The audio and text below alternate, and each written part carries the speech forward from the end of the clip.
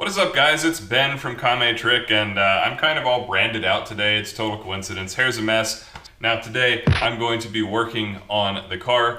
Last time that we looked at it, it was dead on the side of the road, having that issue, which I later diagnosed to be the alternator. I had my old multimeter, which only reads between 10 and 50 DC volts, which is kind of awful for this kind of project where I need to read between about 9 and say 16. So I've been needing one for a while, and I picked up a nice new multimeter. This is an Amprobe AMP or AM510, and it's basically just got that fine level of detail that I need, and it's pretty cheap. It's about 40 bucks. So this should be the first and last multimeter that I ever need for working around the house now that I'm a homeowner, and on the car as well. My list of things to fix has grown a little bit. First of all is going to be right here at this clamp. When I was trying to diagnose the issue with the battery, I discovered a fuel leak had developed here. I don't think it had developed when I was actually driving last event, but I'm going to replace this hose and put new clamps on, and hopefully that will take care of that. I do have a bad alternator. I've confirmed that, so I'm going to replace the alternator. I'll probably take the battery out, have it tested as well. It cranked at 10 amps cold, so that seems okay. If it was much worse, I'd go ahead and replace it. And then down in here, I think is the root cause of my vehicle not wanting to start all the time. In this passenger fender, there's actually a clutch relay that went out originally, and I had jumped it with basically a piece of coat hanger. So I'm gonna look at that, maybe see if that is getting corroded. In any case, I'll probably strip the wires and then just tie them directly together, and hopefully that's going to get this car behaving a little bit nicer as far as getting going, because once it's running it's usually great, but sometimes it does take 4 or 5 clicks of the key to get it to actually turn over, and I suspect it's an issue with that. When working on things like this, you do always want to disconnect the battery. I have a pretty easy way to do that here, but I'll take the battery out as well for testing.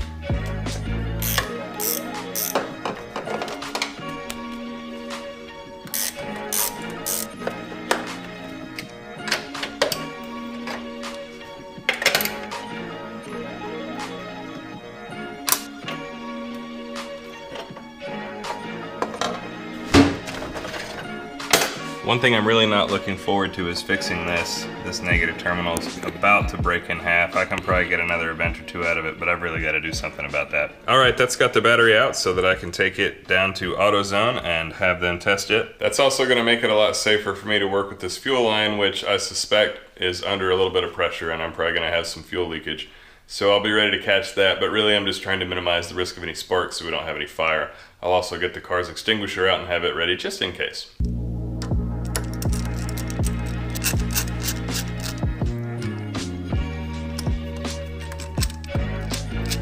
Alright, that basically handles it.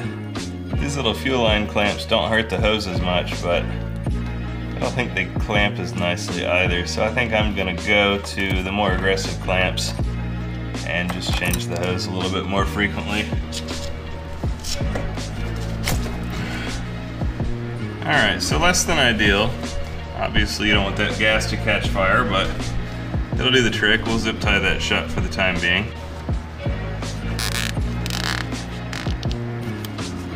Alright, that'll stow that away until we are done with this project.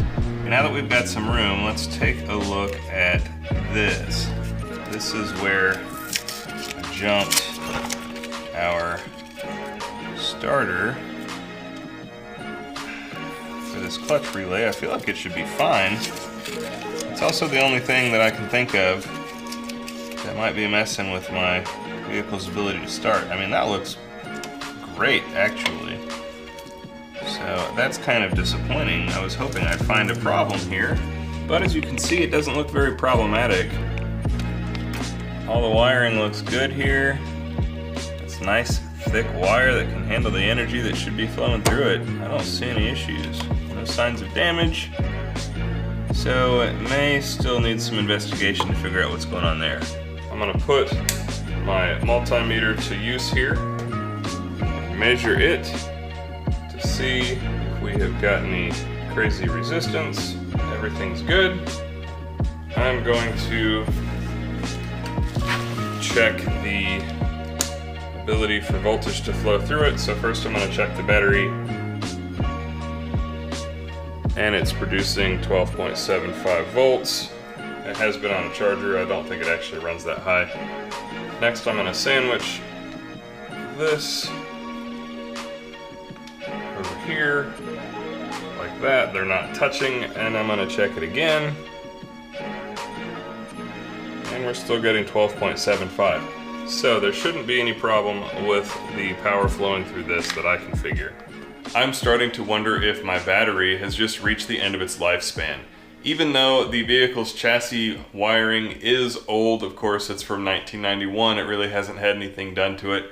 It has been working fine, and I haven't really changed anything on the front of the car that I feel would have caused, for example, the tire to get into the wiring or anything like that. The ride height's not any different. The tire is further out because I increased the track width a little bit, but if anything, that would make it even less likely to have a problem.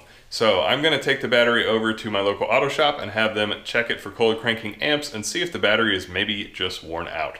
AutoZone tested my battery and said that it was no good. It lacked the cold cranking amps. It was about 4 years old. So I got a new battery here, pro-rated, and I'm ready to put that back in the vehicle. I'm really pretty relieved to know that the electrical system is not the culprit and that it was just a weak battery. So I'm looking forward to hopefully seeing the car start first try for the next several years. So we're just going to plug this back in. Just to be on the safe side, I'm going to close it up again as well. Alright, so that's good. This negative connector is totally boned, so I picked up an updated one, and hopefully I can just get this together real quick. I'm going to take it apart and see what we are dealing with first. That's going to be tough. That's crimped on there really nicely. To be perfectly honest, I'm not sure the best way to get that clamp apart so I can put a new battery terminal on. I'm going to try and start by cutting it off with a Dremel. I know I could just cut the entire wire and peel back more, but I want to retain as much of the original wire as possible. If it gets too short, it's going to be a pain in the long run.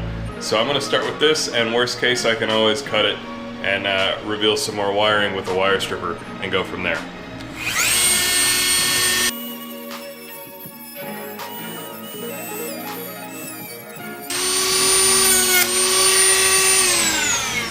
Alright, so there's that piece.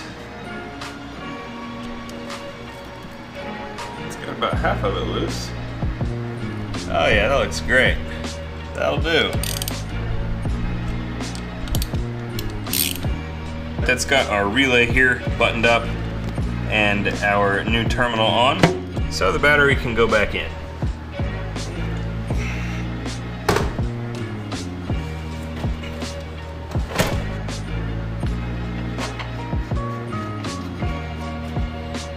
And we'll open this.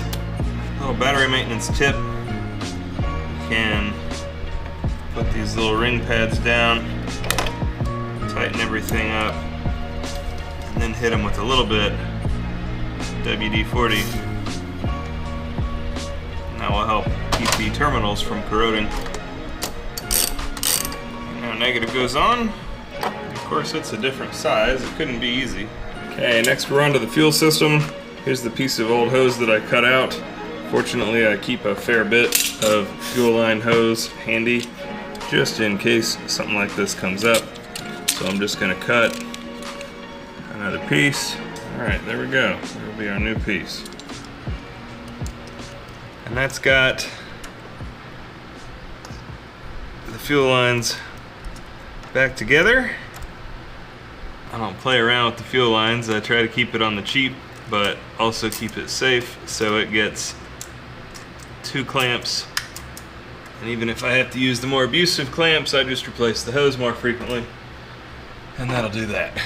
Alright, everything's back together. Now let's go test it out.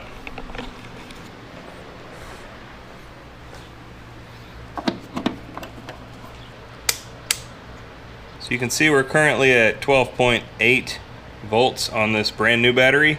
Let's start the car and see if it's charging at a rate higher than that.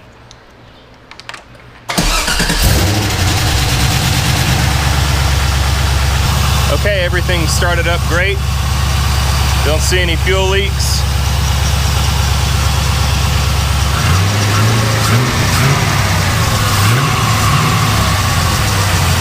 Yep, no fuel leaks, car looks good. Let's get this down in here and test.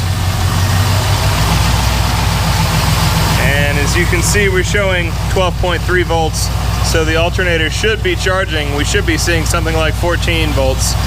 We're not, so that means the alternator is no good. I'm gonna replace the alternator and see if that fixes it.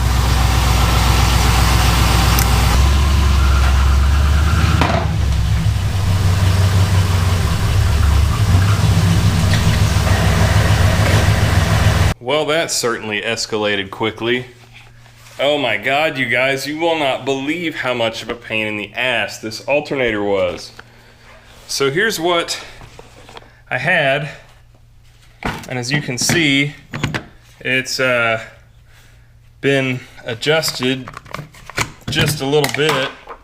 So on the back of this little shaft, there's a nut, and that's where your charging cable goes. Well, this little shaft is loose. So instead of actually being able to spin the nut off, this thing's fucking broken or something.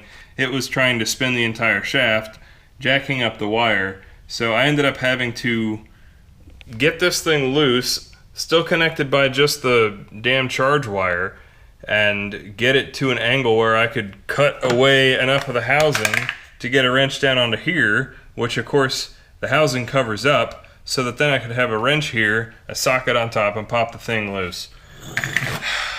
I'm gonna call it a night and do something a little bit more fun. But on the bright side, I did get this nice shiny new Denso remanufactured in Mexico alternator. Not too much a fan of the Mexico stuff, but Denso is a great company. I actually used to work for a Denso group company doing fuel pumps and fuel systems, so it's pretty cool. Anyway, this thing looks great, so I am looking forward to tossing it on the car and getting back on the road. Oh man, this has been way more work than I wanted to do, guys. But we are pretty much done with the alternator install. And I didn't anticipate that it would require pulling the radiator, so that's got to go back in, fluid back into the radiator, intake back on, and plug everything up. So I'm gonna bust this workout, and then we'll check to make sure that everything is good once I get it all back together.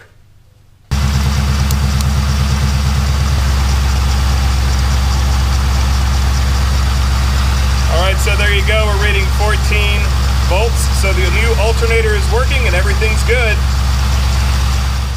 And that's got the car fixed. As you can see, I'm already making some adjustments to the front suspension based on what I learned from our last event, so that on July 21st and 22nd at OMC, it is driving even better. As always, thanks for liking, thanks for subscribing, and thanks for sharing this video out to your friends. Have a good night, guys. Peace.